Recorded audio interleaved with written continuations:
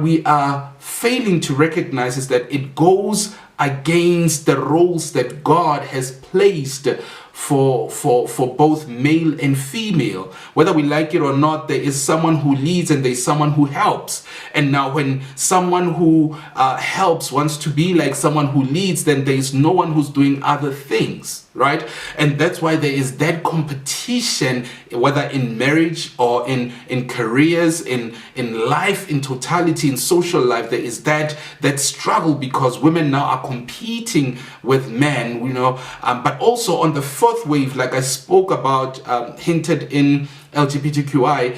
Feminism has actually funded, well, not really like financially, but then they have supported the LGBTQI inclusion philosophy or ideology, for lack of a better word, and they've also pushed the anti-male ideology or anti-husband ideology that we don't actually need men, and that rebels against the creation design of God. When you look at 1 Corinthians chapter 6 verse number 18, or Romans chapter 1 verse number 26 to 28, or Genesis chapter 1 verse number 27, or even 1 Timothy chapter 2 verse number 12, feminism has moved from justice, right, fighting for human rights, human basic rights, to rebellion, right? And that for me is really scary. And now what's even more scary is that it's creeping into the church.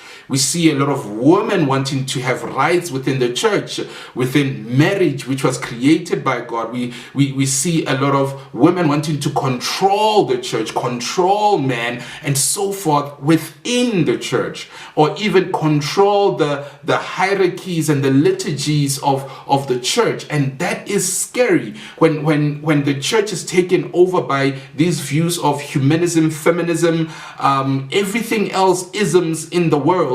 Then that is scary, because that means we are no longer living under theocracy, we are living under democracy. So it's imperative for us to be able to notice that when we look biblically, there is when we talk about Christianity and feminism, when we look at the Bible, we notice that there is an example of a proper woman that is shared in the Bible, and that women need to be able to follow, also for men, but in this case we're talking about women, that they need to be able to follow, to be proper women in the society, in the kingdom of God, in the church, in whatever, to be proper women that are building their homes. But feminism seems to be destroying homes,